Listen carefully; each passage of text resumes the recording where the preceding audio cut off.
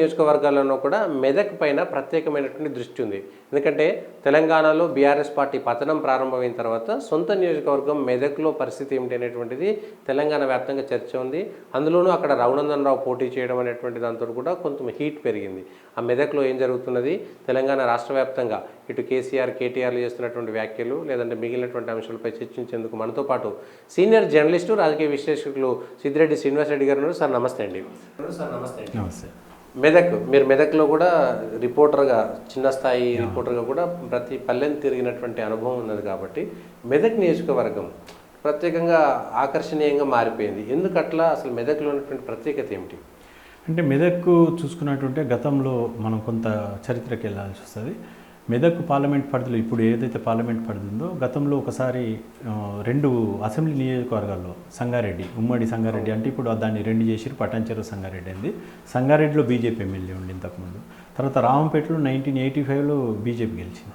అంటే ఆ 2 కాన్స్టిట్యున్సీలు కూడా బీజేపీ ఉన్నాయి. ఇప్పుడున్న పార్లమెంట్ పరిధిలో 2 అసెంబ్లీ. తర్వాత టైగర్ నరేంద్ర గారు అక్కడ ఎంపీగా గెలిచారు. దాదాపు వారు మామూలు పోరాటం చేయలేరు. 3-4 టైమ్స్ ఓడిపోయినా కానీ సక్సెస్ అయ్యేటంత వరకు, గెలిచేటంత వరకు వెనుదిరగలేడు. అట్లా ఉన్నది. అది యాక్చువల్గా చెప్పాలంటే మొదటి నుంచి కూడా మంచి అవకాశం ఉన్న కాన్స్టిట్యున్సీ బీజేపీకి. అయితే దీంట్లో ఏంటంటే లీడర్షిప్ ఇప్పుడు నరేంద్ర గాంధీ కూడా ప్రాతినిధ్యం లీడర్షిప్ ఉన్న నాయకుడు కనుక కరెక్ట్ కనుక కాన్ఫిడెన్స్ ఉన్న నాయకుడు వస్తే బీజేపీకి ఎడ్జ్ ఉంటుంది ఇప్పుడు కూడా. అయితే ఇక్కడ ఏంటంటే రఘునందన్ రావు గారికి ప్లస్ ఏంటంటే ఇక్కడ ఇప్పుడు ప్రజెంట్ చూసుకున్నట్టుంటే 3 క్యాండిడేట్లు అక్కడ. వెంకట్రామరెడ్డి బీఆర్ఎస్ నుంచి, ఆయన ఐఏఎస్ ఉండి అక్కడ పీడి నుంచి డిఆర్డిఏ పీడి నుంచి జేసీ దాకా, కలెక్టర్ దాకా ఉమ్మడి జిల్లాలో పనిచేసిండు. తర్వాత నీలం మధు ముదిరాజ్ అని ఆయన సర్పంచ్ నుంచి ఆయన కాంగ్రెస్. అయితే వీళ్ళ 3 క్యాండిడేట్లను చూసుకున్నట్టుంటే 3 క్యాండిడేట్లలో బెటర్ క్యాండిడేట్ అనేది రఘునందన్ రావు ప్లస్ అయ్యాయి. అంటే ఇప్పుడు ఏదైతే మోడీ అనేది ఏదైతే నడుస్తుందో ఆ మోడీకి రఘునందన్ రావుది కూడా తోడై అట్లా మెదక్కు ప్లస్ అయ్యేది మంచి అవకాశం ఉండే కాన్స్టిట్యున్సీ, గెలిచే అవకాశం ఉన్న సీటు మెదక్కు. దీన్ని ఎందుకు చెప్పగలుగుతున్నా అంటే గ్రౌండ్ లెవెల్లో చాలామంది కూడా అందరూ కూడా మోడీ అనేది ఫిక్స్ అయిపోయారు. మీరు నమ్ముతారో నమ్మరు, ఇంతకుముందు ఎలక్షన్లో కూడా గతంలో కూడా రఘునందన్ రావు గారు అక్కడ బీజేపీ ఎంపీ కంటెస్ట్ చేశారు. ఇక ఎంపీ అంటే అంతటా తిరగడం సాధ్యం కాదు. పోయినసారి అసలు రఘునందన్ రావు కాదు, పార్టీ ప్రెసిడెంట్ కూడా తిరిగిన పరిస్థితులలో కూడా కొన్ని రూరల్ బెల్ట్లు ఫస్ట్ ప్లేస్, సెకండ్ ప్లేస్ వచ్చినాయి. అసలు చెప్పేటోడు మండల్ పార్టీ ప్రెసిడెంట్ ఆ ఊరికి పోయినోడు కూడా కాదు. ఏంటంటే బీజేపీ అంటే నేను ఇంతకుముందు చెప్పినట్టు ఆ బీజేపీ ఓట్ బ్యాంక్ అనేది అక్కడ స్పష్టంగా ఉంటుంది. ఇట్లా గెలుపుకు వచ్చేది ఉంటే అది ఒక ఎట్లా అంటే ఒక ఉప్పన్లాగా వచ్చే అవకాశం ఉంటుంది. అది ఇప్పుడు రఘునందన్ రావు గారి ప్లేస్ అవుతుంది. మళ్ళీ రఘునందన్ రావు గారు మనం చూసినట్టుంటే ఆయన గతం నుంచి కూడా చిన్న ఉన్నప్పటి నుంచి కూడా ఆయన రిపోర్టర్గా మెదక్ జిల్లాలోని పట్టణచెరు ఏరియాలో పట్టణచెరుకు సంబంధించి ఆయన జర్నలిస్ట్గా పనిచేయడము, తర్వాత అడ్వకేట్గా పనిచేయడము, టీవీ డిబేట్లలో ఇష్యూస్, కోర్టు కేసులలో వాక్చాతుర్యం ఉన్నది, అది మనందరికీ తెలిసిందే. అది కూడా ప్లస్ కానీ అవకాశం. టోటల్గా ఏ కోణంలో చూసినా, క్యాండిడేట్లను చూసినా, ఏ కోణంలో చూసినా బీజేపీ గెలుపుకు దగ్గర ఉన్నది. అది ఒకటి అక్కడ ఏందనంటే అక్కడ కేసీఆర్, హరీష్ రావు కాన్స్టిట్యున్సీలు ఉండడం వల్ల ఏంది అనేది క్వశ్చన్ మార్క్గా బయట చర్చ నడుస్తున్నది. కానీ యాక్చువల్గా చెప్పాలని అంటే హరీష్ రావు గారిది కూడా ఏందనంటే వారిది ఏందనంటే ఆయన వ్యక్తిగతానికి వచ్చేసరికి వేరే ఉంటుంది. మళ్ళీ పార్లమెంట్ ఎన్నికలు ఆయనకు సంబంధం లేని ఎన్నికలు కాబట్టి పోయినసారి 2019 సిద్దిపేటలో 30,000 వచ్చినాయి బీజేపీకి, గజ్వేల్లో 30,000 అక్కడ ఉంటుంది. ఎందుకంటే హరీష్ రావు గారిని అక్కడ వ్యక్తిగతంగా కొంత ఇన్ఫ్లుయెన్స్ ఉంటుంది. కాకపోతే వాళ్ళు ఏంటంటే ఇప్పుడు హరీష్ రావు గారు వ్యక్తిగతం కాదు కాబట్టి అనే ఆలోచనతో కూడా అక్కడ సిద్దిపేటలో కూడా కొంత మెరుగైన ఫలితం వచ్చే అవకాశం ఉంది. సిద్దిపేట నాకున్న సమాచారం అయితే సిద్దిపేట టౌన్లో లీడ్ వచ్చే అవకాశం ఉంది. ఇంకా రూరల్ బెల్ట్ లేదు, బీజేపీకి. సిద్దిపేట టౌన్లో బీజేపీ లీడ్ వస్తుంది. సిద్దిపేట మున్సిపాలిటీలో బీజేపీ లీడ్ వచ్చే అవకాశం ఉన్న, లీడ్ వస్తుంది కూడా. కొంత రూరల్ బెల్ట్ ఇది చేస్తే అది అంటే నేను అదే అంటున్నాను, వ్యక్తిగతంగా వేరు, పార్లమెంట్ ఎన్నికలు వేరు, ఈ రకంగా ఉంటుంది. టీఆర్ఎస్ నుంచి ఎంపీ అభ్యర్థి హరీష్ రావు అయితే అది వేరు ఉంటుంది, మళ్ళీ అది రిజల్ట్ వేరే ఉంటుంది. అది దాంట్లో మనము అదే మళ్ళీ అక్కడ వ్యక్తిగతానికి వచ్చేసరికి మళ్ళీ కేసీఆర్కి మళ్ళీ డిఫరెంట్ ఉంటుంది. కేసీఆర్ది డిఫరెంట్ ఉంటుంది. అది కొంత హరీష్ రావు అనేది వ్యక్తిగతంగా అక్కడ బాగా క్యాడర్లో, బీఆర్ఎస్ క్యాడర్లో ఎగ్జాంపుల్ నేను ఎందుకు చెప్తున్నా అంటే అన్నమాట, నర్సాపూర్ కాన్స్టిట్యున్సీ ఉంది. నర్సాపూర్ కాన్స్టిట్యున్సీ మంచి ఈయన కేసీఆర్కు నమ్మకమైన దోస్తు నమ్మకమైన మిత్రుడు మదన్ రెడ్డి. మదన్ రెడ్డి ఆయనకు అప్పుడు ఎమ్మెల్యే సీట్ ఇవ్వక ఎంపీ సీట్ ఇస్తామని అందరు చెప్పారు. దాంతో కొంత ఆయురు ఆ క్యాడర్ అంతా చేసి అక్కడ బీఆర్ఎస్ని గెలిపించారు. ఇప్పుడు టికెట్ ఇవ్వకపోయేసరికి ఆయన మదన్ రెడ్డి కాంగ్రెస్లో చేరాడు. కాంగ్రెస్లోకి చేరడం వల్ల ఏంటంటే యాక్చువల్లీ క్యాడర్ అంతా వాస్తవానికి చెప్పాలంటే మదన్ రెడ్డి క్యాడర్ అంతా పోవాలా, కానీ పోలేదు. ఎందుకు పోలేదు అంటే క్యాడర్ అసలు పోలేదు. ఏమన్నా కొంత లిమిటెడ్ పర్సన్స్ వేరు మదన్ రెడ్డి ఎంబడి, కానీ క్యాడర్ పోలేదు. ఎందుకని అంటే హరీష్ రావు మెయిన్ కారణం. అంటే ఆయన గ్రౌండ్ లెవెల్లో కూడా గ్రిప్పు, జిల్లాలో గ్రిప్ ఉంటుంది బాగా, గ్రౌండ్ లెవెల్లో కార్యకర్తతో లింక్స్ బాగుంటాయి. అట్లే ఆయన క్యాడర్ని కాపాడుకోవడం వల్ల అదొకటే, లేకపోతే 100% ఇప్పుడు చెప్పే అవకాశం. ఇప్పుడు అదే విషయం మళ్ళీ గజ్వేల్ కాన్స్టిట్యున్సీ విషయానికి వస్తే కేసీఆర్ కాన్స్టిట్యున్సీ ఈసారి బాగా మైనస్ ఉండే అవకాశం, వీక్ అయిపోయాడు. ఇప్పుడు గజ్వేల్ కాన్స్టిట్యున్సీలో కూడా కొంత కాంగ్రెస్కు గతంలో కాంగ్రెస్కు బాగా తక్కువనే, కొంత కాంగ్రెస్కి అడ్జస్ట్ చేస్తుంది. ఇక బీజేపీకి అయితే 40,000 ఓట్లు ఏమో వచ్చినాయి. అప్పుడు 60,000 ఏదో వచ్చినట్టున్నాయి. ఇప్పుడు ఇంకా పెరిగే అవకాశం ఉన్నది. అంటే అప్పుడు ఈటల రాజేందర్, ఇప్పుడు మళ్ళీ మోడీ అవా ఉన్నది కాబట్టి అక్కడ పెరిగే అవకాశం ఉన్నది. టోటల్గా కాన్స్టిట్యున్సీలలో చూసుకున్నట్టుంటే కొన్ని చోట్లలో బీజేపీ వర్సెస్ బీఆర్ఎస్ ఉంది, కొన్ని చోట్ల బీజేపీ వర్సెస్ కాంగ్రెస్ ఉన్నది. ఓవరాల్గా ఉన్నది. ఎగ్జాంపుల్ తీసుకున్నట్టుంటే మెదక్ కాన్స్టిట్యున్సీలో మెదక్ పార్లమెంట్ పరిధిలో కాంగ్రెస్, మెదక్ అసెంబ్లీ కాంగ్రెస్. ఇప్పుడు ఆ కాంగ్రెస్ అక్కడ థర్డ్ ప్లేస్ పోయే పరిస్థితి ఉన్నది. మెదక్ అసెంబ్లీలో కాంగ్రెస్ థర్డ్ ప్లేస్ పోయే అవకాశం ఉన్నది, ఖచ్చితంగా చెప్పగలుగుతాను నేను అది. అంటే నేను ఏంటంటే ఇట్లా మూడు చోట్లల్లో బీజేపీ వర్సెస్ బీఆర్ఎస్ ఉంది, 3 చోట్లల్లో బీజేపీ వర్సెస్ కాంగ్రెస్ ఉన్నది. ఈ మెదక్ అసెంబ్లీ కాన్స్టిట్యున్సీలో ఈరోజు సిచ్యువేషన్ ఏంటంటే లీడు వస్తున్నది, బీజేపీ లీడ్ వస్తున్నది. కానీ మెదక్లో మన అసలు థర్డ్ ప్లేస్లో ఉన్నది. నేను అదే చెప్తున్నాను. ఇట్లా అంటే డిఫరెంట్ ఎన్నికలకు వ్యక్తికి డిఫరెంట్ కనిపిస్తుంది. నేను ప్రధానంగా చెప్పేది ఏంటంటే మోడీ చరిష్మా బాగుంది. మోడీ ఇప్పుడు గ్రామీణ స్థాయిలో, టౌన్ ప్లేసెస్లో కాదు, గ్రామీణ స్థాయిలో ఎవరిని కదిలించినా మోడీ అంటున్నారు కదా అనేది వస్తుంది. అయితే ఇప్పుడు బీజేపీ చేయాల్సింది ఏంటంటే వేరే ఏం చేయాల్సిన అవసరం లేదు. ఓటర్కు ఎంత చెప్పండి, ఓటర్కు నువ్వు బీజేపీది డిఫరెంట్, మిగతా పార్టీలది డిఫరెంట్. బీజేపీకి సంబంధించిన ఓటర్ కానీ ఏదైనా కానీ బీజేపీ కార్యకర్తలు కానీ ఆశించరు, డబ్బు కానీ దీనికి ఇంపార్టెన్స్ ఇవ్వరు. వాళ్ళు ఒకటి ఏంటంటే ఓటర్ను కలిస్తే చాలు, ఓటర్ను మ్యాక్సిమం ఓటర్ దగ్గర గ్రౌండ్ లెవెల్ వెళ్ళిపోతే ఆటోమేటిక్గా నీకు వచ్చే అవకాశం ఉన్నది. మిగతా పార్టీలు అందుకే మీరు గమనించినట్టుంటే వీళ్ళంతా కూడా ఎందుకు మొత్తుకుంటున్నారంటే, ఈవెన్ రేవంత్ రెడ్డి కానీ, పొద్దున్న లేస్తే కేసీఆర్ వీళ్ళంతా ఎందుకు అక్షింతలు వంచితే, తీర్థప్రసాదాలు వంచితే, లడ్డు ప్రసాదాలు వంచితే, కాషాయ జెండాలు అయితే కడుపు నిండుతుందా, పొలాలకు నీళ్ళు ఇస్తాయా అనేసి అటు రేవంత్ రెడ్డి, కేసీఆర్ అంటే దీన్ని బట్టే మనకు అర్థమవుతుంది ఏంటంటే మోడీ అవా ఎట్లా నడుస్తుంది, బీజేపీ వేవ్ ఎంత ఉన్నదని. నేను ఒకటి ఇక్కడ సతీష్ గారు, నేను మెదక్లో ఉండేటువంటి మామూలు గ్రామీణ ప్రాంతాల్లో కూడా అంత చొచ్చుకుపోయింది బాగా, అంటే బాగా చొచ్చుకుపోయింది మోడీ. సంగారెడ్డి, పటాన్చెరు లేదా సిద్దిపేట అంటే టౌన్ అనుకోవచ్చు. అవును, కానీ చిన్న గ్రామాల స్థాయిలో కూడా వెళ్ళిపోయింది. నేను ఎందుకంటున్నా గ్రామాల స్థాయిలో ఓటర్లను ఎందుకు కలవాలి బీజేపీ క్యాడర్ అనేది ఎందుకంటున్నా అంటే ఇదే, వాళ్ళని కలుస్తే చాలు. వాళ్ళు ఇప్పుడు ఈ పార్లమెంట్ ఎన్నికల్లో డబ్బులు కానీ, తాగుడు కానీ అదే వేరే పార్టీల దగ్గర ఆశించే పరిస్థితి కనిపిస్తున్నది, కానీ బీజేపీ దగ్గర ఆశించినట్టు కూడా కనిపిస్తలేదు. అక్కడ కేవలం కలుస్తే చాలన్నట్టున్నది. అంటే మెదక్లో బీఆర్ఎస్ అభ్యర్థి వెంకటరామరెడ్డి చాలా అన్ని చోట్ల పనిచేసి వచ్చిండు, కలెక్టర్ దాకా పనిచేసిండు. కేసీఆర్ పీడీ నుంచి కలెక్టర్ దాకా వచ్చిండు మెదక్ జిల్లా. సో ఎక్కువ సంబంధాలు ఉంటాయి ఎక్కడో చోట, అది ప్రభావం చూపెట్టదు. ప్లస్ ఆస్తిపరు డబ్బులు ఉన్నటువంటి వ్యక్తి. అయితే జనరల్గా పీడీ స్థాయి నుంచి కలెక్టర్ దాకా జేఏసీ కలెక్టర్ దాకా చేసాడు. జనరల్గా ప్రజలతో సంబంధాలు ఉన్న ఫీల్డ్ ఆయన చేసింది కూడా, నేరుగా డైరెక్ట్గా సంబంధాలు ఉన్న వ్యక్తి.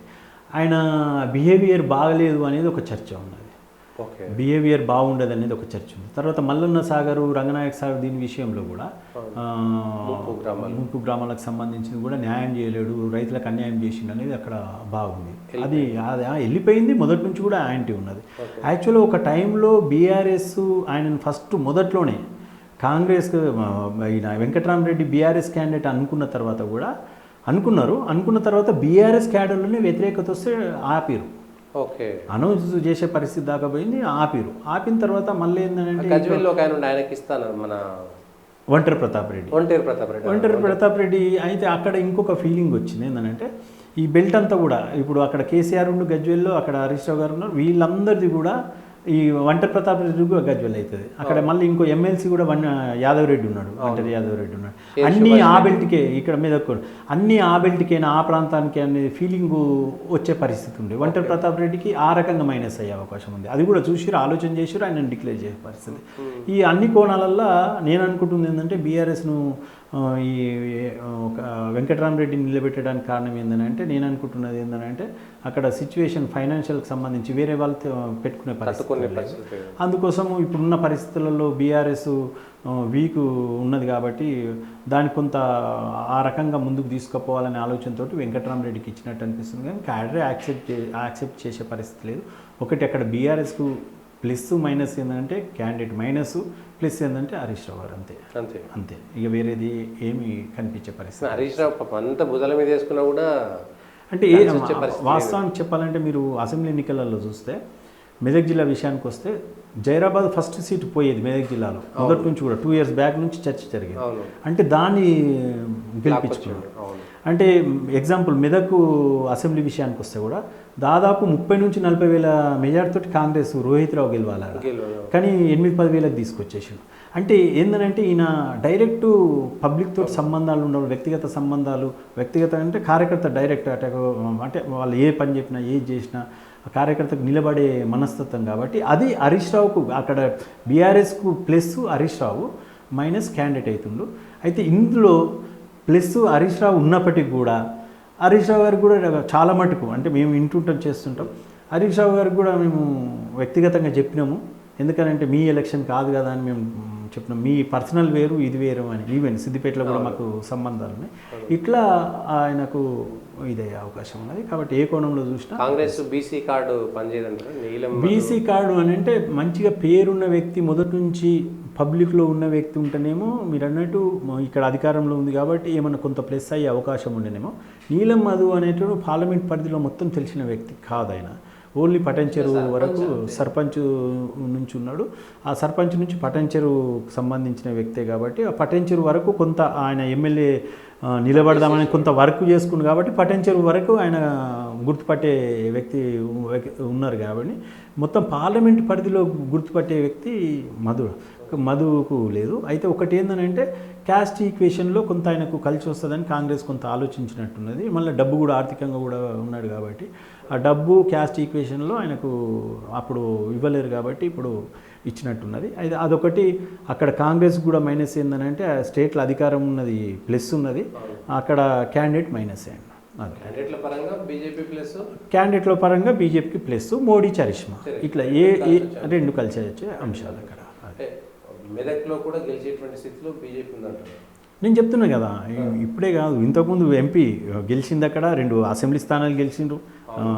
సంగారెడ్డి, దుబ్బాకలో గెలిచారు. ఇంకా దుబ్బాక ఇప్పుడు నిలబడ్డ క్యాండిడేట్ కూడా దుబ్బాకలో. అంటే ఇప్పుడు 3 అసెంబ్లీ స్థానాలు పార్లమెంట్ పరిధిలో ఒక టైంలో గెలిచిన సీట్లే ఉన్నాయి.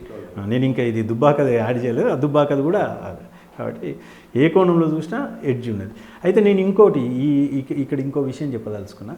టోటల్గా స్టేట్ ఈ మోడీ అనేది టాక్ ఏదైతే ఉన్నదో ఆ టాక్లో 60% ఓటు రూపకంగా మారినా కానీ నేను అనుకుంటున్న ఫస్ట్ ప్లేస్ ఉంటుంది. నేను ఆల్రెడీ నా వెబ్ ఛానల్లో ప్రజాబాటలో కూడా నేను అనాలిసిస్ రాసిన. చాలామంది కూడా ఫోన్లు చేశారు. 1-2 ప్రాంతమే మినహా మిగతా అంతా కూడా 100% కరెక్ట్ ఉన్నది. 1-2 ఏదో కొన్ని అంటే కొద్దిగా డిఫరెంట్ ఉన్నది, కానీ అన్నీ అనాలిసిస్ బాగా చేశారని చెప్పారు. నేను అనుకుంటుంది ఏంటంటే 100% కాంగ్రెస్ కన్నా మెరుగైన ఫలితాలు, అంటే ఫస్ట్ ప్లేస్ ఉండే అవకాశం ఉన్నది ఇక్కడ ఈ పబ్లిక్ టాక్ మీదకి వెళ్ళి.